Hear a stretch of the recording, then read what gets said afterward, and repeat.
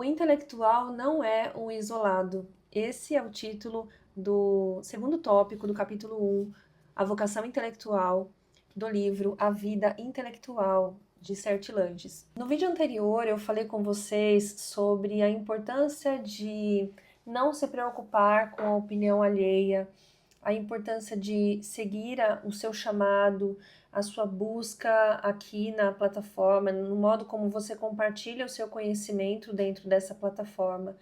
E o quanto às vezes a opinião do outro está embasada nas suas próprias expectativas, preferências e vivências, e talvez ele não compreenda a profundidade da sua partilha. Por outro lado, e é esse outro lado que eu gostaria de conversar com vocês hoje, é a respeito do isolamento do intelectual. O isolamento é muito comum às pessoas que possuem essa vocação intelectual.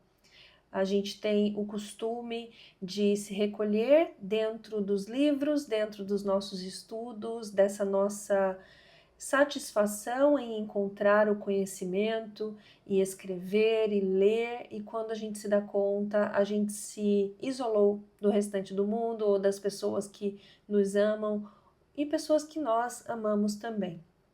E geralmente nós nos isolamos porque não encontramos uma reciprocidade naquilo que nós estamos desenvolvendo. Por exemplo, não encontramos pessoas para dialogar, às vezes sobre algum livro específico que nós estamos lendo, ou não encontramos alguém que nos compreenda de fato, que tenha um diálogo satisfatório ali. A gente às vezes não encontra meios de contribuir com o outro, né, considerando esse degrau de saber que não é, gente, de maneira alguma um incentivo à arrogância nesse sentido, tá? Eu tô dizendo que é fato, existem pessoas que buscam mais o conhecimento do que outras, e tá tudo bem. Tem gente que tem uma habilidade maior para uma vida intelectual, inclusive Sertilanges menciona isso no livro dele, sobre essa vocação que não é de todos, né? Não é comum a todos. Tem pessoas que têm uma vocação prática, manual e, enfim, em diferentes áreas da vida. E não estou aqui em nenhum momento desmerecendo aqueles que possuem habilidades diferentes, né? Habilidades diferenciadas em outras áreas. Mas é importante que a gente pense um pouquinho sobre esse isolamento do intelectual, da pessoa que tem essa inclinação para a vocação, para a vida intelectual. Será que esse isolamento é seguro e saudável? Esse isolamento contribui de fato para o cumprimento do seu chamado?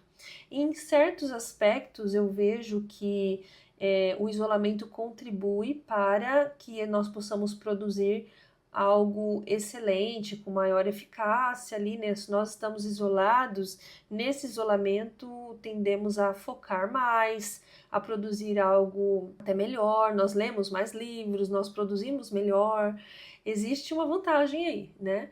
Porém, como a gente vê nesse capítulo da vocação intelectual, nesse tópico específico do intelectual não é um isolado, ele fala sobre a utilidade, né, daquilo que nós temos a oferecer também para os outros. E se nós estivermos isolados, nós não vamos contemplar a necessidade do outro e, portanto, nosso conhecimento, nosso desenvolvimento intelectual será vão, porque ele só servirá ao nosso próprio ego, só servirá a nós mesmos.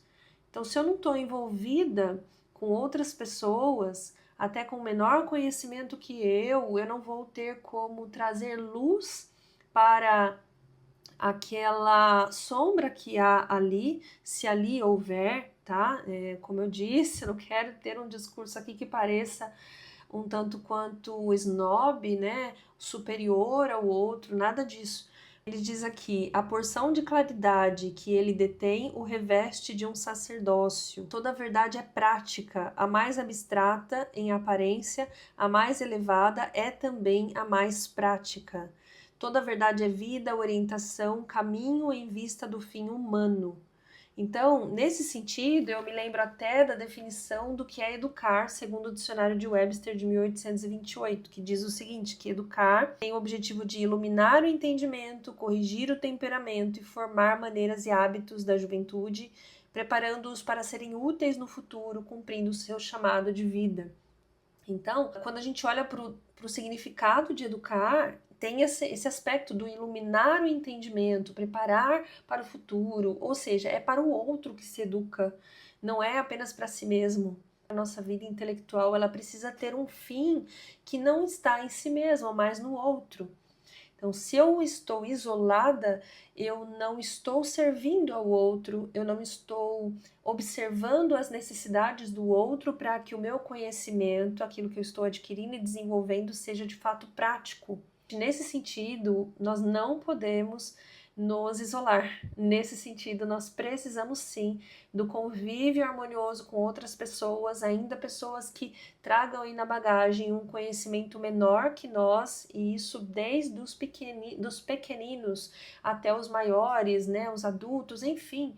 Até porque seria arrogância demais da nossa parte entender que nós somos, olha, o suprassumo da coisa, né?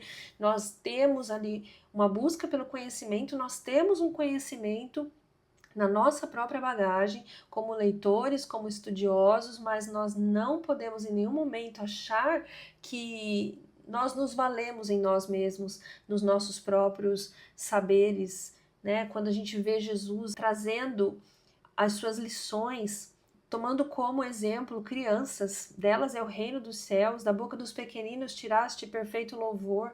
A gente vê assim que dos pequeninos sai ali um louvor excelente.